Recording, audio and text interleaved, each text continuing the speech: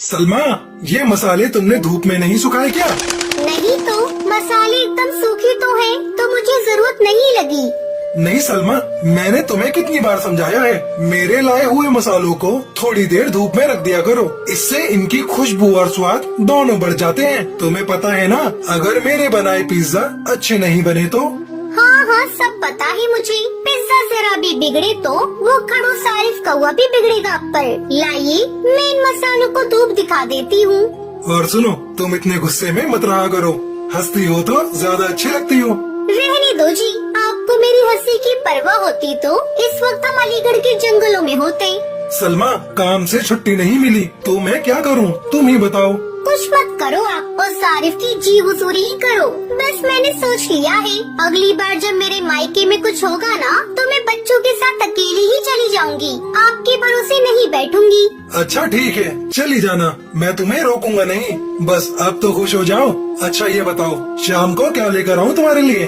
अगर वो आरिफ को वो मुँह न बिगाड़े तो थोड़े से पिज्जा लेते आना, बच्चों का भी बहुत दिनों से मन है। अच्छा ठीक है, लेता आऊंगा, अगर तुम एक बार मुस्कुरा दो तो। अब जाते क्यों नहीं, देर नहीं हो रही आपको? अरे हाँ, मैं तो भूल ही गया था बिल्कुल, मुझे तो काम पर जाना था भाई। अब्दुल कबूतर और सलमा चिड़िया के निकाह को 1 साल हो चुका था और उनका एक बच्चा भी था, रिजवान। अब्दुल कबूतर शहर के एक छोटे से ढाबे में काम करता था। उसके हाथों में गजब का स्वाद था, खास तौर पर उसके हाथों से बने पिज्जा उस ढाबे की पहचान थे। शाम होते ही ढाबे के सामने पक्षियों की भीड़ जमा हो जाती थी और सभी की एक ही फरमाइश होती थी। अरे भाई, 5 एक्स्ट्रा चीज पिज्जा, जल्दी से, एकदम गरम गरम चाहिए। भाई हाँ, गरम ही मिलेंगे, पर जल्दी नहीं हो पाएगा, थोड़ा तो वक्त लगेगा भाई, पहले से ही बहुत भीड़ है और सबको पिज्जा ही चाहिए। अच्छा तो फिर रहने दो, हमें देर हो रही है, हम कुछ और खा लेंगे। अरे नहीं यार, क्या बात कर रहा है, खाएंगे तो पिज्जा ही, यहाँ बेहद ही अच्छे पिज्जा मिलते हैं, पता है? वो नहीं खाया तो समझ ले, तेरा इस जंगल में आना बेकार ही था। पर मूवी के लिए भी तो जाना है ना, और यहाँ तो टाइम लगने वाला है। मूवी छूटती है तो छूट जाए, पर पिज्जा नहीं छूटना चाहिए। अब भाईजान, आप ये पैसे रखो, हम इंतजार कर लेंगे। ये अब्दुल कबूतर के हाथों का स्वाद ही था कि शहर के बड़े और नामी होटलों को छोड़कर पक्षी सिर्फ उसी के हाथों से बने पिज्जा खाने आया करते थे। लेकिन इसके बावजूद ढाबे के मालिक आरिफ कौवे को अब्दुल की बिल्कुल कदर नहीं थी। ए अब्दुल, इतना वक्त क्यों लग रहा है तुझे? बाहर पक्षियों के खड़े होने तक की जगह नहीं है। बस अभी लाया वो भाईजान, ये सिगड़ी थोड़ी टूट गई है, जिसकी वजह से काफी आंच बाहर आ रही है। हाँ तो तू जल रहा है क्या? फालतू के बहाने मत बना और फटाफट पिज्जा बना कर ला, सिगड़ी अभी खूब चलेगी, मुझे ये बिल्कुल ठीक दिख रही है। आरिफ कौवा हमेशा अब्दुल कबूतर से ऐसे ही बात किया करता था। असल में अब्दुल से पहले उसके अब्बू आरिफ के ढाबे पर काम किया करते थे। अपने आखिरी वक्त में जब वो बीमार पड़े तो आरिफ ने ही उनके इलाज के लिए अब्दुल कबूतर को कुछ पैसे उधार दिए थे। हालांकि उन पैसों को खर्च करके भी अब्दुल अपने अब्बू को नहीं बचा सका और उसकी माली हालत भी ऐसी नहीं थी कि वो आरिफ का उधार चुका सके, तो बस इसलिए वो मजबूर था। आरिफ कौवे ने उधार के बदले से अपने ढाबे पर काम करने को कहा। तनख्वाह के नाम पर अब्दुल को बहुत ही कम पैसे दिया करता था, बावजूद उसके कि अब्दुल के पिज्जा की वजह से उसकी अच्छी कमाई हो रही थी। अरे भाई क्या हुआ, पूरी रात खड़ा रखोगे क्या? कहाँ है पिज्जा? आप रुकिए जनाब, मैं बस अभी देख कर आया। गुस्से से तिल मिलाया आरिफ सेठ एक बार फिर ढाबे के पीछे बनी रसोई में अब्दुल कबूतर को हड़काने पहुंचा, लेकिन रसोई का नजारा देखकर उसके होश ही उड़ गए। अब्दुल जमीन पर बेहोश पड़ा था। असल में पिज्जा जिस सिगड़ी पर सिक रहा था वो टूटकर बिखर चुकी थी और जलते हुए कोयले अब्दुल के ऊपर आ गिरे थे। अब्दुल कबूतर बुरी तरह जल गया था। ये क्या कर दिया? काम का वक्त है और इसी वक्त तुम्हें ये सब करना था? भाईजान, अब्दुल भाई बेहोश हैं, ये बुरी तरह जल गए हैं। हाँ हाँ, दिख रहा है मुझे। उफ, अब इसका इलाज भी मुझे ही कराना होगा, क्या मुसीबत है यार। आरिफ ने अब्दुल को पास के ही सरकारी अस्पताल में भर्ती करवा दिया, लेकिन वो इतनी बुरी तरह से जल चुका था कि उसे बचाया नहीं जा सका और उसकी मौत हो गई। अब्दुल के इस तरह चले जाने से सलमा चिड़िया की पूरी दुनिया ही उजड़ गई, लेकिन वो हिम्मत नहीं हार सकती थी क्योंकि अब भी वो अकेली नहीं थी। अल्लाह पर भरोसा रख सलमा, वो सबका निगहबान है। और तू एक काम क्यों नहीं करती, तू अलीगढ़ के जंगल चली जा। यहाँ बच्चों के साथ अकेली कैसे रहेगी तू? नहीं बाजी, निकाह के बाद मायका बस कभी कभी जाने के लिए ही होता है। और अम्मी अब्बू पर मैं बोझ बनकर कब तक जी सकूंगी? अपने बच्चों की खातिर अब मुझे खुद ही कुछ करना होगा। बिल्कुल सही कहा तुमने बहन, तुम्हें किसी पर बोझ बनने की जरूरत नहीं है जब तक तुम्हारा ये भाई जिंदा है। आप यहाँ? बहन, अब्दुल के साथ जो हादसा हुआ उसका मुझे बेहद अफसोस है, लेकिन मैं ये भी जानता हूँ कि फिलहाल मुझे क्या करना चाहिए। अब तुम फिक्र मत करो, तुम्हें काम चाहिए ना तो मैं दूंगा तुम्हें काम। अब से तुम मेरे ढाबे के लिए पिज्जा बनाओगी। लेकिन मुझे तो पिज्जा बनाने आते ही नहीं, उन्हें तो हमेशा यही बनाते थे। मैं तो बस मसाले वगैरह तैयार करने में इनकी मदद कर दिया करती थी। मत भूलो कि अल्लाह ने औरतों के हाथों को खास नेमत से नवाजा है, और तुम तो अब्दुल की बीवी हो। मुझे भरोसा है कोशिश करोगी तो जरूर अब्दुल से भी बेहतर पिज्जा बना सकोगी। सलमा चिड़िया आरिफ कौवे की फितरत से अच्छी तरह वाकिफ थी, साथ ही ये भी जानती थी कि फिलहाल अब्दुल के न होने से आरिफ कौवे का ढाबा बंद होने की कगार पर पहुंच गया था। यही वजह थी कि आरिफ इतना रहमदिल हो रहा था। लेकिन सच ये भी था कि फिलहाल सलमा को भी काम की सख्त जरूरत थी। उसने आरिफ की बात मान ली और उसके ढाबे पर काम करने लगी। आप तो ये एकदम बकवास है, इसमें तो बिल्कुल चीज ही नहीं है और स्वाद भी बिल्कुल बेकार है। माफ करना बहन, वो मैं अभी कोशिश कर रही हूँ। देखो सलमा, ये कोशिश वोशिश से काम नहीं चलेगा। मुझे बिल्कुल वैसे पिज्जा चाहिए जैसे अब्दुल बनाता था, और वो भी कल तक, समझी? वरना अपने लिए कहीं और काम ढूंढ लेना तुम। ये मेरा ढाबा है, कोई खैरात खाना नहीं जो मुफ्त की तनख्वाह बांटता रहूं। आरिफ कौवे की रहमदिली का मुखौटा उतरने लगा था, क्योंकि सलमा चिड़िया कई कोशिशों के बाद भी पिज्जा में वो स्वाद नहीं ला पा रही थी जिसके सब दीवाने थे। अब्दुल कबूतर ने एक दो बार घर पर उसके सामने पिज्जा बनाए थे, इसलिए वो जानती थी, लेकिन ना जाने क्यों कहीं कुछ तो कमी थी।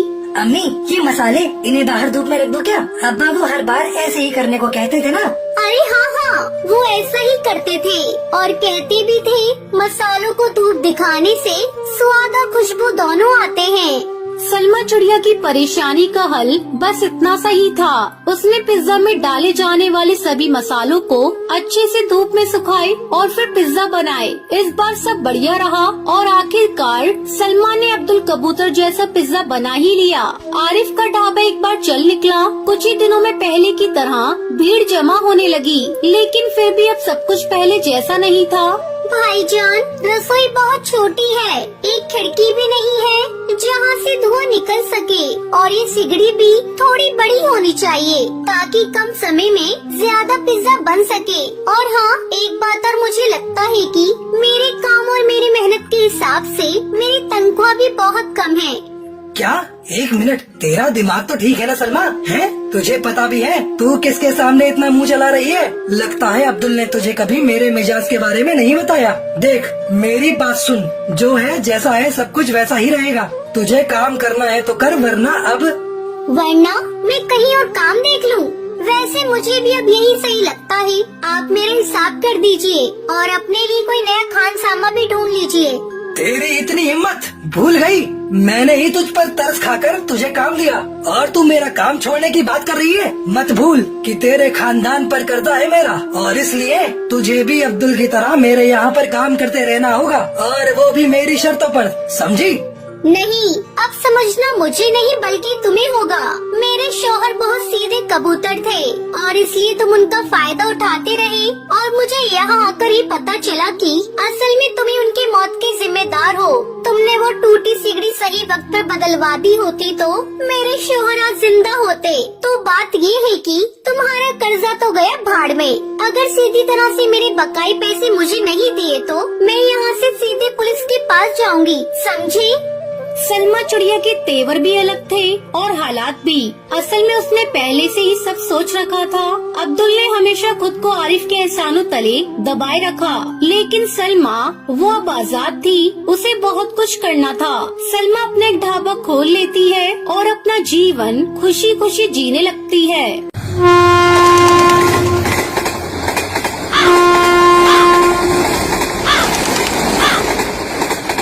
शिमला के जंगल में टुनटुनी चिड़िया अपने पति कालू कौवे के साथ रहती थी।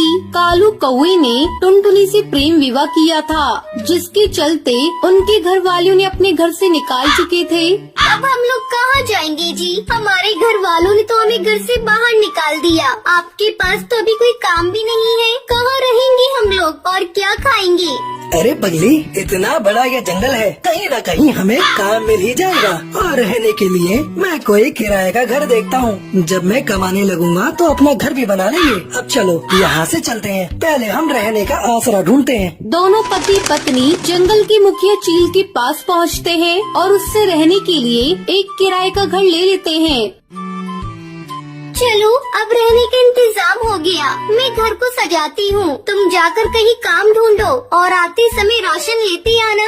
अच्छा भाग्यवान, मैं जाता हूँ, तुम अपना ध्यान रखना। इतना कहकर कालू कौवा काम तलाश करने चला जाता है। बहुत कोशिश करने पर उसे एक जगह काम मिल जाता है। शाम को राशन लेकर कालू कौवा जब घर लौटता है। आप आ गए जी, जल्दी लाओ राशन, मैं भोजन बनाती हूँ, मुझे बहुत जोरों से भूख लगी है। टुनटुनी भोजन बनाती है और दोनों खाना खाते हैं। रात को सोते समय टुनटुनी कालू से कहती है, आपको तो काम मिल गया, अब तो आप रोज काम पर चले जाएंगे। मैं सोच रही हूँ क्यों न मैं भी आपके साथ काम करूँ, इससे घर में दोगुनी आमदनी होगी और जब ज्यादा आमदनी होगी तो हमारा घर भी जल्दी बन जाएगा। तो ठीक है टुनटुनी, कल से तुम भी मेरे साथ काम पर चलो। अगले दिन से टुनटुनी और कालू दोनों साथ में काम पर जाने लगे। इस तरह 2 महीने गुजर गए, सब कुछ अच्छा चल रहा था।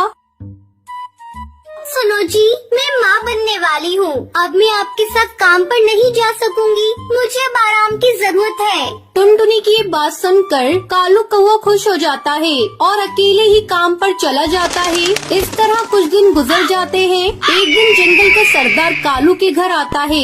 कालू, अरे ओ कालू, जल्दी घर से बाहर निकल, मुझे तुझसे बहुत जरूरी बातें करनी है। मुखिया की आवाज सुनकर टुनटुनी चिड़िया घर से बाहर निकलती है। मुखिया जी क्या बात है? आपको जो कहना है मुझसे कहिए, कालू तो काम पर गए हैं। जब कालू घर आ जाए तो उसे बता देना, इस महीने से घर का किराया दुगुना लगेगा, रहना है तो दुगुना किराया देना पड़ेगा। इतना कहकर मुखिया वहाँ से चला जाता है। शाम को टुनटुनी ये बात कालू को बताती है। अब क्या होगा जी, वैसे भी आजकल मैं काम पर नहीं जा रही हूँ, कमाई भी बहुत कम हो रही है, दुगना किराया हम लोग कैसे देंगे? कुछ ही दिनों में अपना बच्चा भी आने वाला है, उसे लेकर हम कहाँ कहाँ ठोकरें खाते फिरेंगे। मेरा तो दिमाग काम करना बंद कर दिया है, एक बार फिर से हम लोग बेघर हो जाएंगे। टुनटुनी, तू माँ बनने वाली है, तू इतना चिंता मत किया कर, तेरे और बच्चे दोनों के सेहत के लिए अच्छा नहीं होगा। रात हो गई है, कल सोचेंगे क्या करना है। फिर दोनों पति पत्नी सो जाते हैं। अगली सुबह कालू काम पर जा रहा था। वो उस समय बहुत परेशान था, उसे कुछ समझ में नहीं आ रहा था कि अब वो अपनी पत्नी को लेकर कहाँ जाएगा। इसी परेशानी में कालू कौवा अपना रास्ता भटक जाता है और एक पुरानी रेल की पटरियों के पास आ जाता है। अरे ये क्या, मैं तो अपना रास्ता भटक गया, थोड़ी देर आराम कर लेता हूँ, फिर आगे चलता हूँ। ऐसा सोचकर कालू कौवा एक पुरानी खंडर पड़ी रेल के डिब्बे के अंदर जाकर बैठ जाता है। उस रेल के डिब्बे की हालत खराब होने के कारण वो अब इंसानों के इस्तेमाल में नहीं थी। अरे ये रेल डब्बा तो बहुत पुराना है और बिल्कुल खाली पड़ा है, क्यों ना हम लोग इसी में अपना घर बना कर रहे। मैं अभी जाकर टुनटुनी को बताऊंगा। फिर कालू कौवा वहाँ से खुशी खुशी चला जाता है। शाम को जब वो घर लौटता है तो टुनटुनी को रेल के डिब्बे वाली बात बताता है। अगले दिन वो टुनटुनी और अपने सामान को लेकर उस डिब्बे के पास आता है। फिर दोनों पति पत्नी उस रेल के डिब्बे में घर बनाकर रहने लगते हैं।